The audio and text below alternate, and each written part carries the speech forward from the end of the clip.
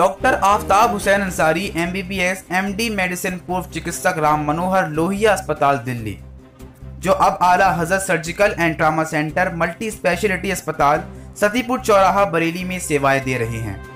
Doctor Aftab Hussain Ansari से आज हमारे संवाददाता ने रहस्यमय वायरल फीवर, जिसमें कई बीमारियों जैसे लक्षण एक साथ पाए जा रहे हैं, जिसे डॉक्टर वायरस का आक्रामक रूप मान रहे हैं। जब इसकी जानकारी की तब डॉक्टर आफ्ताब हुसैन अंसारी ने बताया कि वायरल फीवर, जिसे डॉक्टर वायरस का आक्रामक रूप मान रहे हैं, उसके लक्षण कुछ इस प्रकार हैं, जिसमें नाक बहना, गले में खराशे होना, आंखों का लाल होना व जोड़ों में दर्द, जुकाम के साथ तेज बुखार के साथ ही प्लेटलेट्स में कमी भी सामने आ रही है। फिलहाल इसे वायरल फीवर के स्वरूप में माना जा रहा है। वायरल फीवर के तेजी से बढ़ते प्रकोप से बचाव और उसके बेहतर इलाज की जानकारी देते हुए आला हजरत surgical and trauma centre multi speciality अस्पताल के डॉक्टर आफ्ताब हुसैन अंसारी ने बताया। बरेली से मुस्तकीम मंसूरी की रिपोर्ट।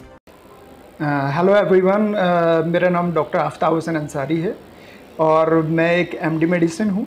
इससे पहले मैं RML हॉस्पिटल दिल्ली में एज ए सीनियर रेसिडेंट काम कर चुका हूँ और अभी मैं आला हजरत सर्जिकल एंड ट्रॉमा सेंटर में एज ए मेडिसिन कंसल्टेंट काम कर रहा हूँ। और आजकल डेंगू के केस काफ़ी आ रहे हैं और मलेरिया के केस काफ़ी आ रहे हैं और साथ में और भी कोई इन्फेक्शन है, वायरल इन्फेक्शन है, तो उसके बारे में आजकल ये बहुत सारी अफवाहें हैं, बहुत सारी बातें हैं, उस पर हम लोग डिस्कस कर सकते हैं। डॉक्टर साहब, जैसे कि एक रहस्यमय वायरल चल रहा है, जिसको लेकर के डॉक्टरों का कहना ये है इसमें कई तरह के लक्षण हैं जो समझ में नहीं आ रहे हैं और इसके तेज़ी से उत्तर प्रदेश के अंदर मरीज़ बढ़ रहे हैं। ये कौन सा वायरल है? एक्चुअली इस टाइम जो है इन्वायरमेंट में कई तरह के वायरस हैं। एक डेंगू वायरस और दूसरे डिफरेंट टाइप के इन्फ्लुएंजा वायरसेस हैं। Influenza virus, common cold virus, इस तरह के ये वायरस हैं और साथ में कुछ बैक्टीरियल इन्फेक्शन भी हैं, को इन्फेक्शंस भी हैं, जैसे एंट्रिक फीवर है, जैसे और स्क्रब टाइफस है और इस टाइम जो है हेपेटाइटिस A और E के भी केस आ रहे हैं काफ़ी। और इस टाइम जो डेंगू है वो जो है वो ज़्यादा हेपेटोटॉक्सिक जो वेरिएंट है वो ज़्यादा आ रहा है इस टाइम। कॉमन कोल्ड पहले नहीं आ रहा था, लेकिन साथ में कॉमन कोल्ड के केस जो हैं काफ़ी आ रहे हैं इस समय। और कॉमन कोल्ड के जो वायरस है, इन्फ्लुएंजा वायरस है, उसके जो सिम्टम्स हैं, उसके जो लक्षण हैं, वो लक्षण हैं कि सर में दर्द होना और खांसी आना, बुखार आना, सर में और बुखार ना उतरना काफ़ी दिनों तक और कमज़ोरी बहुत ज़्यादा रहना। ऐसे पेशेंटों में ये देखा जाता है कि प्लेटलेट्स काउंट जो होते हैं नॉर्मल होते हैं और उनके जो हैं प्लेटलेट्स काउंट के साथ साथ जो उनके WBC काउंट्स हैं वो भी लगभग नॉर्मली होते हैं। तो ऐसे पेशेंट को हम लोग जो कैटेगरी में डिवाइड करते हैं, उनके सिम्टम्स फ्लू लाइक सिम्टम्स होते हैं, तो वो डेंगू की कैटेगरी में नहीं रखते हैं उन्हें हम इन्फ्लुएंजा वायरस या कॉमन कोल्ड वायरस की कैटेगरी में रख देते हैं। तो इस तरह से ये प्रकोप चल रहा है काफ़ी। कॉमन कोल्ड वायरस का या इन्फ्लुएंजा वायरस का वो इन्फेक्शन है और इस समय डेंगू के साथ वो केस बहुत सारे आ रहे हैं, क्योंकि सिम्टम्स डेंगू के और जो इन्फ्लुएंजा वायरस है और डिफरेंट टाइप के वायरस हैं उनके सिम्टम्स लगभग सेम ही हैं। डॉक्टर साहब, डेंगू में और जो वायरस चल रहा है इसमें अंतर क्या है? किस तरीके से ये पहचाना जाए कि ये डेंगू का मरीज़ है और ये इस वायरस का मरीज़ है? सिम्टम्स और लक्षण लगभग सेम हैं, इसके लक्षण सेम है, लेकिन इसमें डेंगू में क्या होता है, प्लेटलेट्स काउंट डिक्रीज होता है, इसलिए बहुत सारे पेशेंट्स में एक जो बहुत सारे जो लक्षण हैं जो डिफरेंट हैं, उसमें एक ये काली लैट्रिन आना। डेंगू में ब्लीडिंग स्टार्ट हो जाती है, इंटरनल ब्लीडिंग, जैसे प्लेटलेट्स काउंट कम होते हैं तो काली लैट्रिन की पेशेंट कंप्लेन करता है। मुंह से लैट्रिन आना, मुंह से खून आना, नाक से खून आना और कुछ ये भी देखा गया है जो महिलाएं होती हैं, महिलाओं के पीरियड्स लंबे टाइम तक चलते हैं उसमें, तो ये समझिए कि ब्लीडिंग अगर मैनिफेस्टेशन है, ब्लीडिंग अगर ज़्यादा हो रही है कहीं से भी, तो ये कॉमन कोल्ड नहीं है, इन्फ्लुएंजा वायरस नहीं है, ये डेंगू हो सकता है और डेंगू ज़्यादातर केसों में निकलता है। इसका मेन लक्षण ये है। और डेंगू में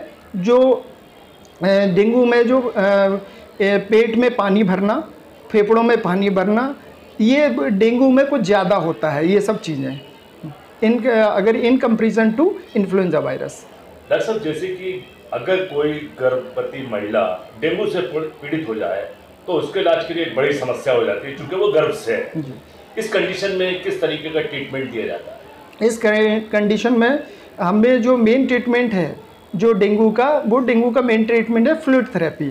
इस कंडीशन में हम पेशेंट का पूरा एवेल्युएट करते हैं पेशेंट को, और ये मैटर करता है कि वो किस उसका कौन सा पीरियड, वो कौन सा टेन्योर, कौन सा उसका मंथ चल रहा है, ये उस पर निर्भर करता है। ठीक है, तो कौन से ट्राइमेस्टर चल रहा है, फर्स्ट सेकंड थर्ड ट्राइमेस्टर चल रहा है, क्योंकि हमें दवाएं बहुत सोच समझ के देनी होती हैं, और जो फ्लूइड थेरेपी है वो भी बहुत सोच समझ के देना होती है।